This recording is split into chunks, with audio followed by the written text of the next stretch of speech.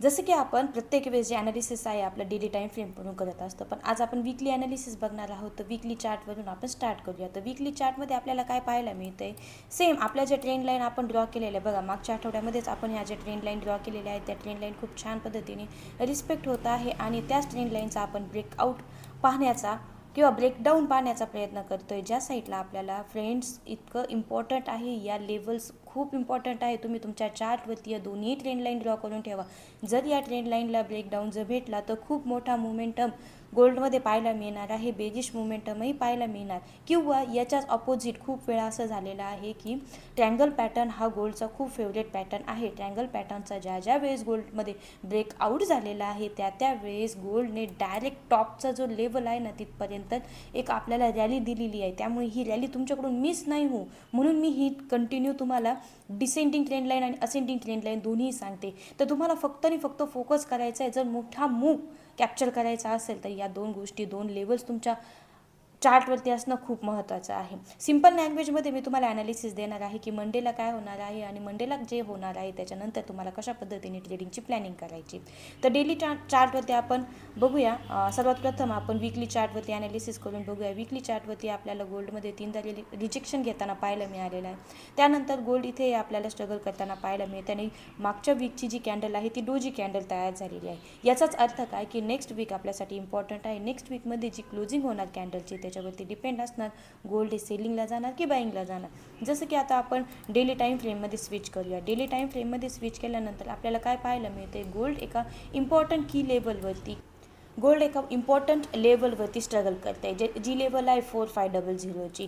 4500ची level gold अजूनही break करत नाही. गोल्डने इथे 1 2 3 4 ते 5 वेळा काय केलेला आहे, सपोर्ट घेण्याचा प्रयत्न केला आणि वरती जाण्याचा प्रयत्न केलेला आहे. पण गोल्डने जसं 4500ची लेवल ब्रेक केलेली नाही तसंच गोल्डने 4600ची, पण 4500 आणि 4600च्या या लेवलमध्ये गोल्ड काय करतं आहे, साईडवेज झालेला आहे. मग आपल्याला इम्पॉर्टंट काय आहे की मंडेला may be candle G open होणार ती गॅप डाऊन ओपन होणार. गॅप डाऊन ओपन झाल्यानंतर म्हणजे 4480च्या खाली गॅप डाऊन जर झाला तर आपल्याला एक सेल साईड मुवमेंट पाहायला मिळेल आणि सेल साईड मुवमेंट झाल्यानंतर आपल्याला इथे एक बाय साईडही मुवमेंट आपल्याला पाहायला मिळू शकतो. मग सेल साईड कुठपर्यंत कॅन्डल आपल्याला फॉल होताना पाहायला मिळू शकते किंवा एक प्राईस कोणती चांगली असू शकते जी बाईंगला तुम्ही करू शकता, तर ती आहे 44.55 पासून ते 44.58 पर्यंतची प्राईस तुम्ही इथे बाय साईड प्लॅन करू शकता. इथे याच्या खाली थोडीशी कॅन्डल एक वीक देणार, त्या वीकला तुम्ही बायची पोझिशन घ्या आणि त्यानंतर जर अवरली चार्टमध्ये किंवा 15 मिनिट्समध्ये जर कॅन्डल क्लोजिंग आतमध्ये झाली, कुठे कॅन्डल क्लोजिंग झाली 44.55च्या आतमध्ये क्लोजिंग झाली, तर तुम्ही तो ट्रेड होल्ड करू ठेवू शकता. जवळजवळ 4500 ते 4600च्या लेवलपर्यंत आपल्याला गोल्ड पाहायला मिळू शकतं. पण याच्याच अपोजिट जर कॅन्डल गॅप अप ओपन झाली आणि त्यानंतर कॅन्डलमध्ये आपल्याला एक बाय साईड मुवमेंटम पाहायला मिळाला आणि जी लेवल आहे ती लेवल म्हणजेच काय की बघा तुम्ही कालची जी डेची कॅन्डल क्लोज झालेली फ्रायडे त्याला वीक नाही आहे, म्हणजेच हाय नाही आहे. तो हाय जर गोल्डने तयार केला, प्रोबॅबिलिटी आहे की साधारणतः लेवल आहे 4570. 4570च्या नंतरही तुम्ही एक सेलसाठी छान अशी प्लॅनिंग करू शकता. तर 4570-77पर्यंत काय करा, तुम्ही एक सेल साईड प्लॅनिंग करू शकता. आणि बॉटम साईड जर म्हटलं तर मंडेला जर लिक्विडिटी ग्रॅब केली 4455च्या लेवलचे खालचे, तर तिथून तुम्ही बाय साईड एक प्लॅन करून एक छान अशी टार्गेट एक मुवमेंट घेऊ शकता. पण तुम्हाला ही कॅन्डल कशा पद्धतीने ऑपरेट होती, बनती कशा पद्धतीने, ओपन कशी होती याबद्दल तुम्हाला माहिती असलं पाहिजे. कॅन्डल ज्या पद्धतीने ओपन होती त्यानंतर क्लोजिंग कुठे होती हे पण महत्त्वाचं आहे. जशा पद्धतीने मी तुम्हाला सांगितलेले आहे की लिक्विडिटी जी आहे सध्या 44.55च्या खाली आपल्याला लिक्विडिटी पाहायला मिळते.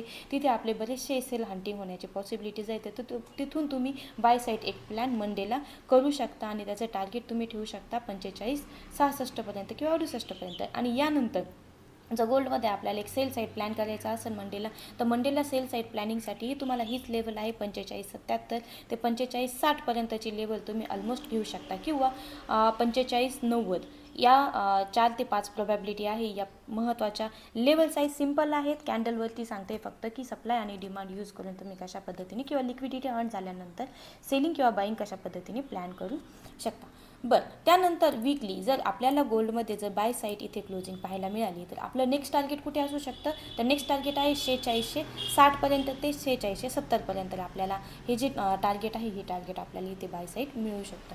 पण जर आपण नेक्स्ट बघितलं तर गोल्डमध्ये आपल्याला जर इथे एक सेल साईडचं क्लोजिंग झाली मंडेला जर सेल साईड इथे क्लोजिंग झाली तर आपल्याला काय करावं लागणार आहे, आपलं जे डायरेक्शन आहे ते चेंज करून आपल्याला याच लेवलला तुम्हाला पुन्हा एकदा काय मिळू शकते, सेलिंगची ऑपॉर्च्युनिटी मिळू शकते. आता तुम्हाला हीच लेवल मी आय थिंक थर्सडेचं जर डेली ॲनालिसिस तुम्ही जर जाऊन बघितलं तर थर्सडेच्या डेली ॲनालिसिसमध्ये तुम्ही चेक करू शकता.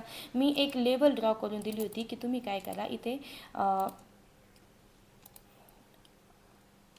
ऑलमोस्ट तुम्ही काय करा की आपण जी लेवल ड्रॉ करून दिलेली त्याचा ब्रेकआउट होऊ द्या. ब्रेकआउट झाल्यानंतर हे बघा सेम पॅटर्न काय झालेला आहे मी दिलेला होता की इथे तुम्हाला अशा पद्धतीने जर ब्रेकडाऊन झाल्यानंतर तुम्हाला जर इथे पुन्हा एकदा सेलिंगसाठी प्लॅन करायचा आहे आणि तो सेलिंगचा प्लॅन इथे सक्सेस झालेला आहे. तसंच आपल्याला इथे पण काय करायचं आहे की जर आपल्याला या लेवलखाली जर ब्रेक मिळाला, लेवल कोणती आहे तर लेवल आहे आपली 4455च्या लेवलच्या खाली जर आपल्याला काय मिळाला, ब्रेक मिळाला ना तर पुन्हा एकदा मार्केट त्याच लेवलला येणार, तिथून आपल्याला एक सेलिंग साईड प्लॅन करू शकतो आपण. अशा पद्धतीने तुम्ही तुमचे जे तुमचे जे प्राइजेस आहेत त्या प्राइजेस मी मेजर प्राइजेस तुम्हाला सांगितले आहे, कोणत्या प्राइसला तुम्ही बाय करू शकता, कोणत्या प्राइसला तुम्ही सेल करू शकता. या प्राइस लक्षात ठेवा, नोट डाऊन करून ठेवा आणि त्यानंतर तुम्ही त्या पद्धतीने ट्रेडिंग करू शकता विथ रिस्क रिवॉर्ड मॅनेजमेंट. जर तुम्हाला आपले हे व्हिडिओ आवडत असेल, ॲनालिसिस आवडत असेल, बघा मी एकदम सिम्पल ॲनालिसिस तुम्हाला देत असते.